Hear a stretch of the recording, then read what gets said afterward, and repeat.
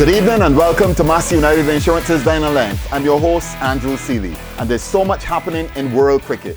And of course, here at home as well in the Nagico Super 50. DRS with India, De Villiers and the captaincy of the South Africa team, all that and more on Massey United Insurance's Dine and Length when we come back.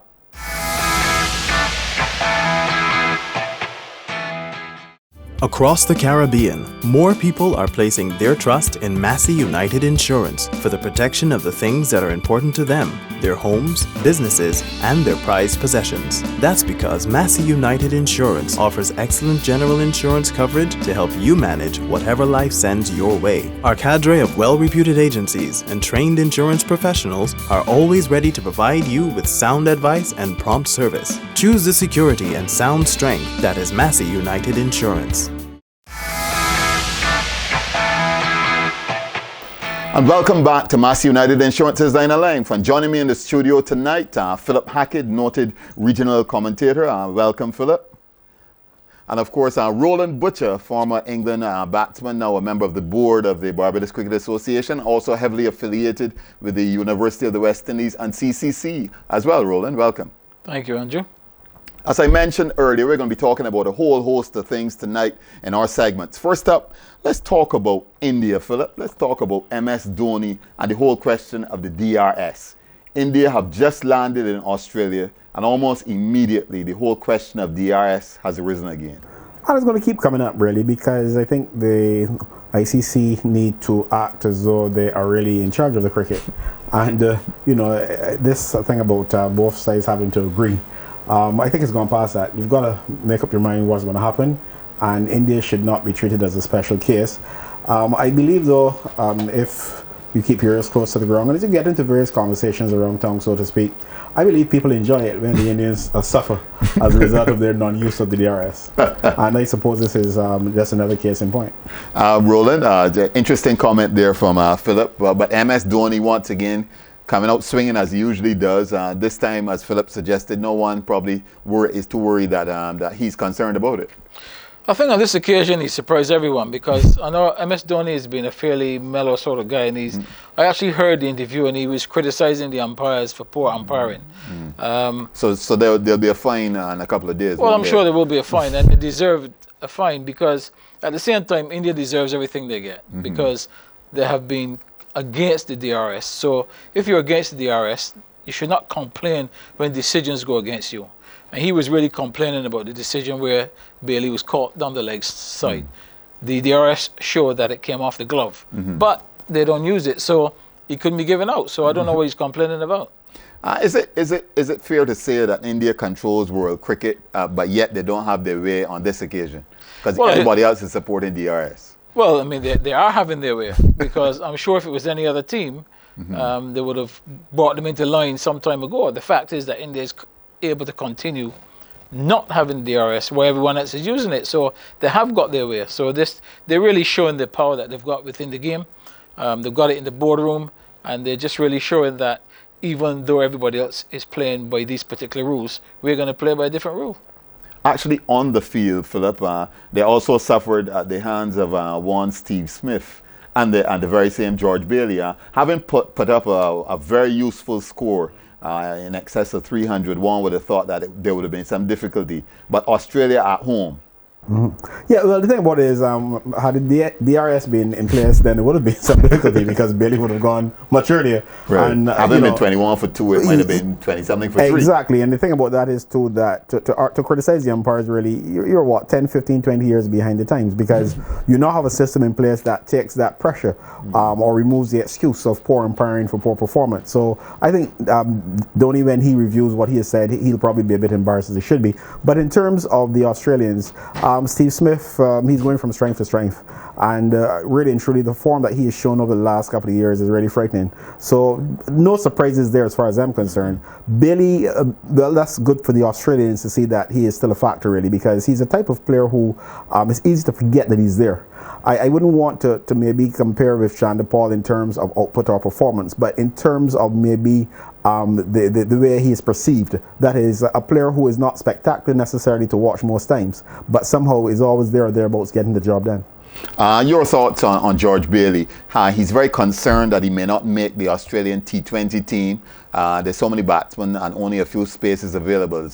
Clearly, this performance by him would give him some impetus towards the World T20 in India. I think he'll be there and thereabouts, and he has been for a while. I mean, that's the problem. He's never confirmed in. No, because he's not a big name, but he's a guy who actually gets the job done, and he's performed for Australia in this role on several occasions. He's done it again in this particular match with Steve Smith. I mean, what a last year and a half that he's had. I mean, he just cannot stop scoring runs, and deservedly the #1 batsman in the world right now. So Australia are in pretty good order. As far as India is concerned, I think Dhoni should be concerned about his bowlers, because if you can score over 300 runs, Rohit Sharma got 171 not out at the top of the order. Good innings too. And Kohli got 91, and then you can't defend that, then that should really be the concern for your team, more so than the umpiring. Talking about defending, Philip, if we stay across the down under, but just slip across to New Zealand, talk about defending. I don't think the Sri Lankans want to see Martin Guptill or Colin Munro anytime soon again. I would think not. Of course, their loss has been the gain of the West Indies as well, if you look at it that way. So they're not going to get any sympathy there. Right. But yes, certainly the New Zealanders now, the New Zealanders over the years have been considered maybe what do you call them, a Cinderella type team? But over the bad cousins of Australia, something like that. But they're really stepping up now and showing that they really can get the job done. If you go back even to the 50-over version of the World Cup, that was last year, was it? And so this is a side obviously that that believes in themselves, and I think really and truly it's going to be interesting when they no longer have McCallum at all. Yes, he is not always factored in terms of his availability and so on, as is the case.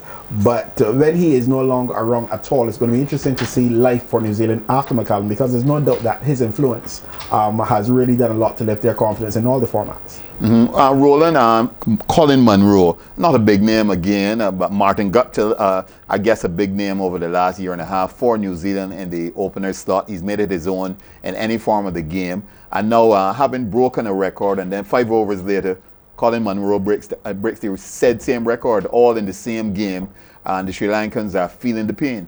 And they're going to feel it. I mean, going back to Philip's statement when he felt worried for New Zealand after McCallum is gone. Post-McCallum. I differ completely, because I've seen New Zealand have the sort of players coming through that will add to what McCallum has done for New Zealand. He has set them on a platform, and now these guys will take them.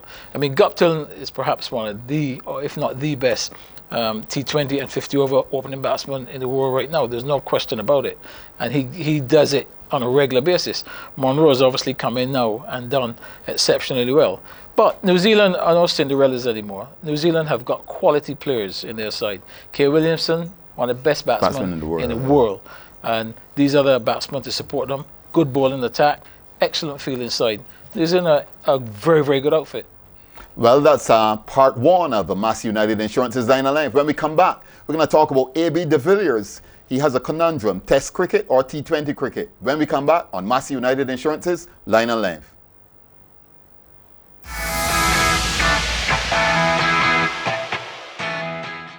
Across the Caribbean, more people are placing their trust in Massey United Insurance for the protection of the things that are important to them, their homes, businesses, and their prized possessions. That's because Massey United Insurance offers excellent general insurance coverage to help you manage whatever life sends your way. Our cadre of well-reputed agencies and trained insurance professionals are always ready to provide you with sound advice and prompt service. Choose the security and sound strength that is Massey United Insurance. And welcome back to Massey United Insurance's Line of Life. And we still have Philip Hackett and Roland Butcher in the studio. We're going to move to a new topic, Roland A.B. de Villiers. He says he's in a conundrum. He's accepted the captaincy of the South African Test team, but only for the next 2 Test matches against England. After that, he's unsure of his future. Well, I can understand that. I mean, A.B. de Villiers is a big name and a big player. On the world stage, he is one of the top batsman in all forms of the game. There's no question about it. Very important player for South Africa, but he's also a very important player for the T20 franchises around the world. So the contracts that he would have in that area would always come into conflict with the contracts that he's got at Test cricket. So, he will be uncertain in terms of how much he can actually make himself available for South Africa in the Test arena because of these contracts. And you can't really blame him, because the sort of sums that someone like A.B. de Villiers will earn from, say, an IPL or whatever T20 contract, it will pale into significance when it comes to the Test cricket. At age 31, Philip, which is where A.B. de Villiers is at the moment, he obviously recognizes he has a very short time left. And with an IPL contract that is reportedly in excess of 10 times more than the South African contract, it's reminiscent of something and there's a story in the Caribbean, isn't it? But, obviously he's trying to work out for himself and his family as well, his future. The difference between that situation and what happens in the Caribbean is that whatever decision he makes, if he decides to go off and play T20 cricket, you're not going to hear John Public in South Africa or anywhere else for that matter being critical of the South African selectors or the South African board for not, I don't know what he would want them to do. Certainly they can't match the money. Decision. Right. And if he makes a decision to go and play T20 cricket, I don't think you will hear from him any of the negativity that we get coming from some of the West Indies players who have made their decision, but they still seem to think that somebody has actually wronged them. And I think that's what I really respect with a number of the international players who have retired from playing, whether it be for Australia or whoever. And they wouldn't necessarily say, well, I'm retiring because I'm going to go to play T20 cricket. But if you see a guy in the top of his game at 30, 31, 32 years old, and then all of a sudden he retires, and then he's still playing T20 cricket, it's a no-brainer. And I respect that. You make a decision. You do what is good for you, and you live by that. But it seems as though some of the West Indies cricketers want to have it both ways, and that's not going to work. Well, you mentioned they want to have it their own way, Philip, but it seems our coach wants to have it his way too, because the names he keeps calling are the said players who have indicated they no longer want to play Test cricket. And he's the only coach that you'll find doing that. For two reasons. One, I think the other coaches recognize that the players will make a decision, and if the players make the decision to play T20, no coach of any of the other national teams is going to be running around calling names. That's one. And the other thing is that any coach who respects himself and his ability would accept the challenge of dealing with what is before him and taking a cricket team from one point to the next. And if you take over a cricket team that is pretty much near the bottom of the ladder, to my mind, really and truly, you can't want a better situation, because you can only go up from there. And if you have any confidence in yourself and in your ability to coach, you coach a team like Ireland that really, is not a cricket strength by any means, and you've done well with them. Why would you be reluctant to take on the challenge of working with the players that you do have and getting the best out of them? I really can't understand it. As a coach myself, not necessarily of an international team, but as a coach myself, I really don't understand this problem. I really don't. Roland, I'd love you to take up Philip's challenge on Phil Simmons and the comments he's been making, which have seemed to be out of sync, to say the least. Well, you've only got to go back before the Sri Lankan tour, the comments he made then. So it is in keeping with what has happened before. I mean, right now, wanting those players back when those players have made it clear that they don't really want to be playing international cricket, or if they do, they want to play it on their terms, it makes no sense. But to me, it strikes me as if he's trying to get a ready-made excuse for failure. I failed because I did not have these players. But I don't think that's going to work. I think he will be judged on what he's done with the players he's had, and that's all you should be judged on, not what you should have. And at the moment, it's not looking good. And I would imagine that he will be under tremendous pressure, because when India comes here, that's not going to be an easy series. And if at the end of that we get another thrashing, I think people will start calling for his head. Calling for his head, indeed, Philip. Apparently you're calling for it already, Philip. Well, I don't put words in my mouth, Andrew. No, definitely not. Definitely not. I think you said, okay, so this is in comment. You're saying that I am calling for his head. But it seems to me that he has suicidal tendencies. Of course, suicide in terms of of his job. So he's putting his head. And He's putting his head on the block. On the Out on the block. You know, we all know the incident with his fellow selectors, and to continue, you know, this nonsense about calling for the play. And some of those players, I've heard Darren Sammy's name in the mix-up in the whole discussion, because of course the international commentators, whether they know what's going on or not, they will talk. And I've heard, the regional ones as well. I've heard Darren Sammy's name in the mix that he's playing T20 cricket, and Darren Sammy retired from Test cricket. Andre Russell indicated that he has a shoddy knee and he can't really stand up to 5 days. Lendl Simmons has retired. Lendl Simmons has retired. Most of the, in fact, the only one of those players who I think Bravo, you get the impression that Bravo wants to have the best of both worlds. Pollard hasn't played for Trinidad, so how can you be looking to play for the West Indies in 5-day cricket? Chris Gayle is saying that, you know, once he gets his knee right. Yeah. Apart from that, nobody is really showing any real interest in playing Test cricket. They're just dropping these comments. Lendl Simmons even, I understand, tweeted some not so favorable comments about the Trinidad board and so on. The payment to players. So some of these players actually have issues with West Indies cricket, the management of West Indies cricket, both at the regional level and the WICB. And, you know, I really think that Simmons, in his own interest, should simply focus on the abundance of youthful talent that he has. And if he's going to call for anyone else, I think he should really be calling for some of the experienced players around the region to be utilized, because it's hard to think of any international side in any sport that is successful with all youth players, if you will. And yes, you want young players, but you're going to need experience. And that experience doesn't necessarily have to come from 100 test matches. What about a player, and I'm calling a name not in the context that I would pick him tomorrow, but a player like Tamar Lambert, for example, who's been around a long time. Yes, he may not be at the top of his game now, but I mentioned the name so that you see how I'm thinking. Players who have been around regional cricket, who have played first-class cricket for a long time, we tend to write them off at 26, 27, and 28. Some of these players at 32 and 33, if they're fit, and that's maybe where Tamar Lambert may miss out, if they're fit, they may still have something to offer. And I think that's what maybe he could possibly look at to reinforce the youthful talent he has, because you're not likely to be successful anytime soon with 11 players out in the park, all under the age of 25 in a test match. Roland, your thoughts on an interesting comment from Philip? We diverted a bit, but interesting thoughts there from Philip. Yeah, I mean, the West Indies side at the moment is very young, and you know, they would need time to settle at this level. As you know, we don't play a lot of first-class cricket, so to now have to go and play against the best teams who are well-resourced, etc., is not going to be easy. So that's going to be difficult. The other thing Philip spoke about is those experienced players around the regions who have been fairly consistent.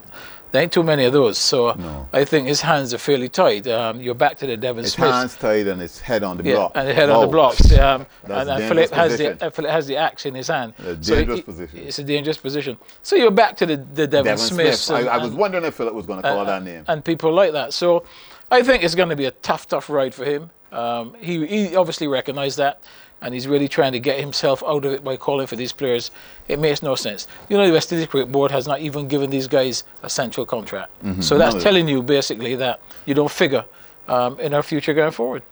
Well, certainly we're having some interesting discussion here. When we come back, we're going to talk about the Nagico Super 50. We're going to talk about some of those same mature players and some of the young players up and coming. When we come back on Massey United Insurance's Line and Length.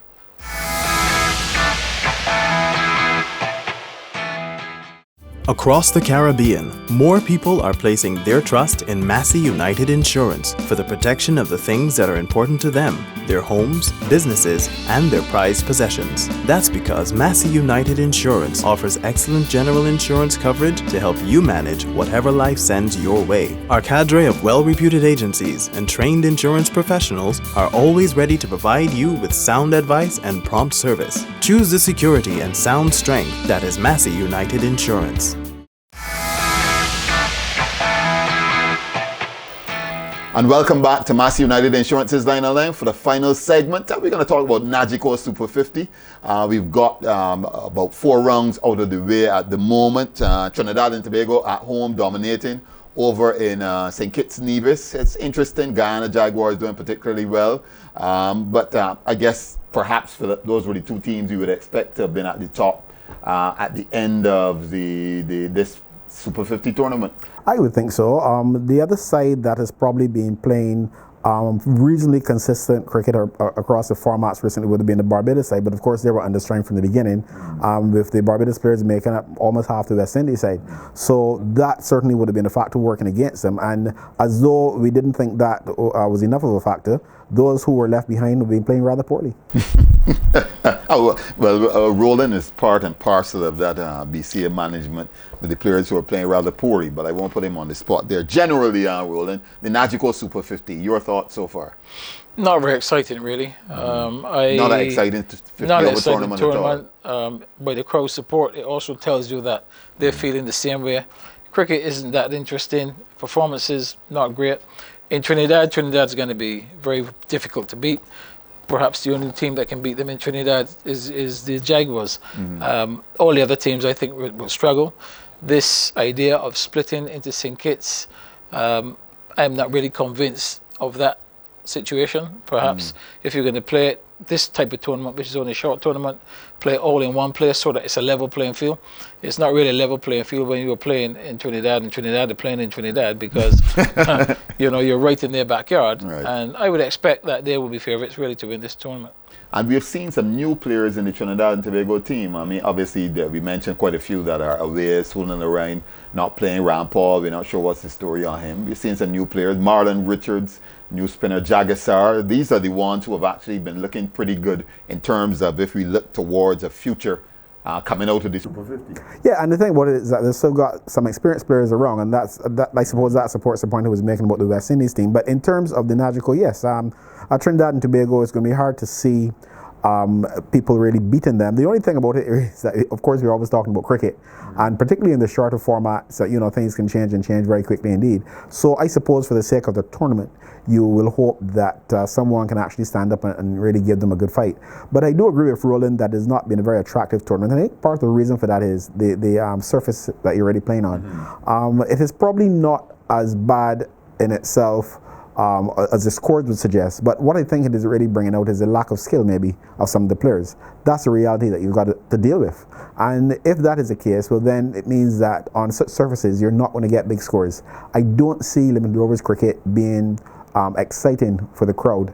Unless you've got competitive scores. You don't have to get 400 runs, but certainly you would expect in a limited overs game, a 50-over game, at least 250, and that has not necessarily been happening. So you're going to get problems with the crowd and so on, and lack of interest.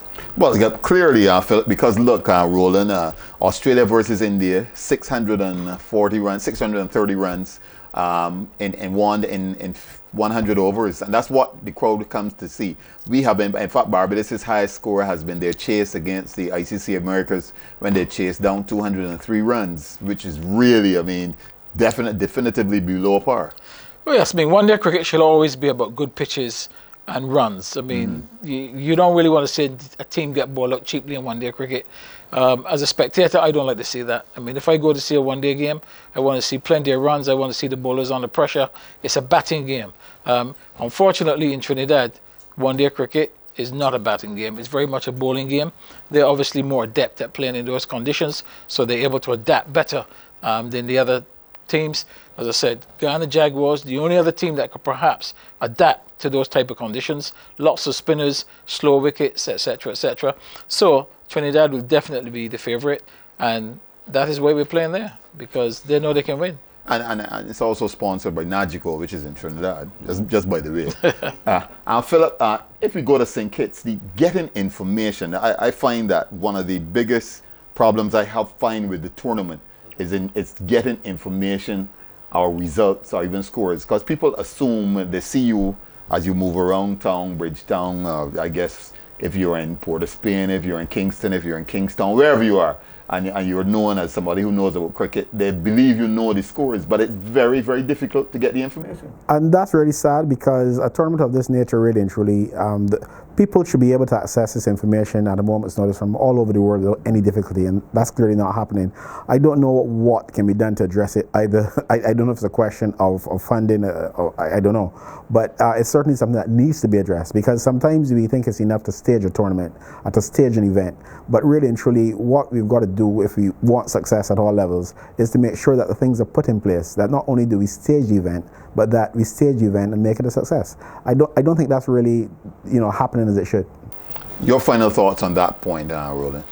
Well, I mean, it is very difficult to get, as you said, to get information. And I imagine you try to get it. I looked at Quick Info this evening trying to get the scores, could not get a score. The scoreboard was not even up. Right. But I was able to see matches from Bangladesh, all the club matches, who did what, etc., etc.